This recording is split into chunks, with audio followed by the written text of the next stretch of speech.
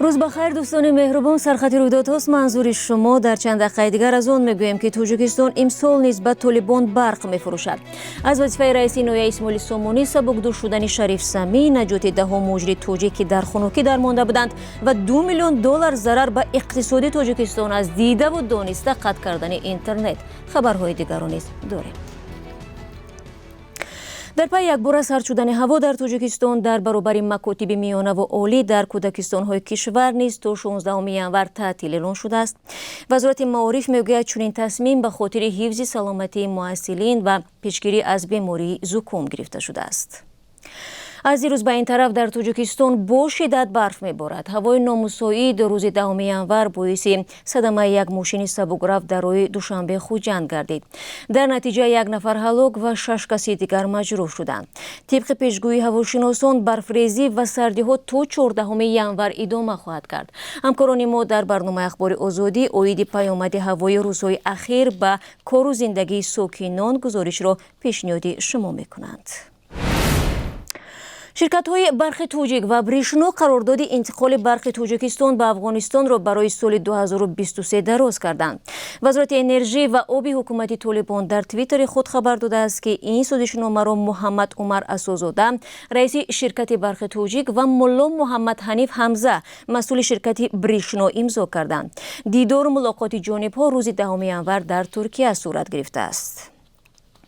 جزئیات بیشتر این سازشنامه دسترس نبوده. معلوم نیست که تاجیکستان امسال به همسایه کشور خود چه مقدار برق میفروشد، اما مسئولین بریشنو در تابستان گذشته گفته بودند که انتقال برق از تاجیکستان به افغانستان قریب 1 برابر زیاد شده است. دراز کردن قرارداد در حالی است که دوشنبه با حاکمان نو کابل رابطه دیپلماتی ندارد. از جانب دیگر از فصل تیرمو به این طرف ساکنان تاجیکستان از کمبود و لیمیت برق شکایت میکنند. شریف سمی، رئیس نویه اسماعیل سامانی شهر دوشنبه روز 11 ینور از مقامش سبکدو شده است. خبری برکناری این مقامدار رسما نشر نگردیده است، ولی منابع رادیو آزادی گفتند او را با سبب به سن نفقه رسیدن از وظیفه گرفتند. شریف سمی یک چهره کلیدی در حکومت تاجیکستان به حساب میرفت و در گذشته در منصب‌های مهمی به مثل رئیس شرکت برق تاجیک و رئیس شهر قرغن‌تپه کار کرده است.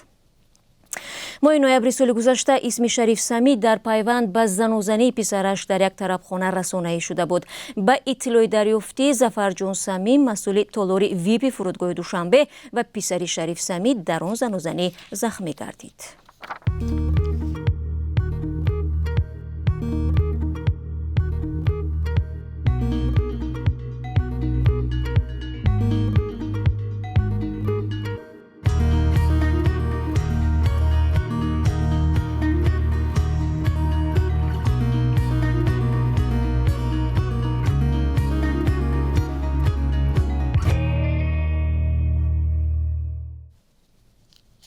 برنامه سرخط رویدادها را ادامه می‌دهیم. ولادیمیر زلنسکی، رئیس جمهوری اوکراین، شب 10 ینور اعلان کرد که 4 وکیل مردمی متهم به خیانت به وطن را از حق شهروندی کشور محروم کرده است.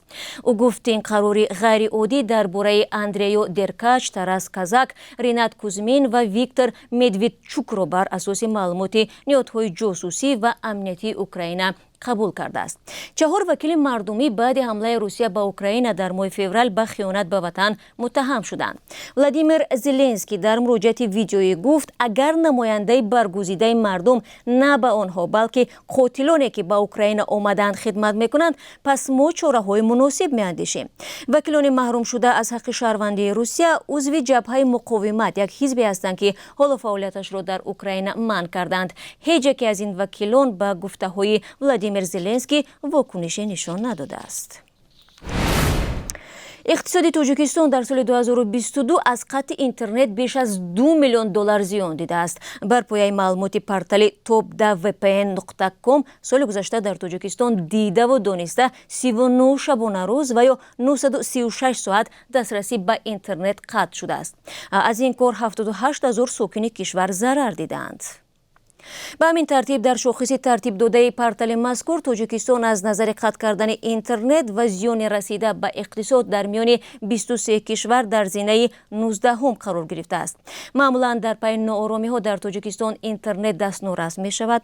огоҳони ваз мегӯянд мақомот ба хотири роҳ наёфтани навору акс аз маҳалли ҳодиса ба чунин иқдом даст мезананд. дар Қазоқистон даҳо муҳоҷири тоҷикро ки тариқи автобус аз Тоҷикистон ба Русия мерафтанд аз хунукӣ наҷот доданд. Департаменти ҳолатҳои фавқулоддаи вилояти Оқмола хабар додааст, автобус бо 49 муҳоҷир аз ҷумла 6 нафар кӯдак шаби 9 январ бинобар сардии шадид дар роҳи Остона Петропавловск дар мондааст. шаҳрвандони Тоҷикистон ки бо кӯмаки мақомоти маҳаллӣ ва кормандони полис наҷот ёфтанд, дар масҷиде ҷой карда шуда бо хӯроки гарм таъмин гардиданд. вазорати ҳолатҳои фавқулоддаи Қазоқистон мегӯяд, дар натиҷаи барфи зиёд ва яхбандӣ 61 қитъаи роҳи мошингар дар саросари ин кишвар баста шудааст.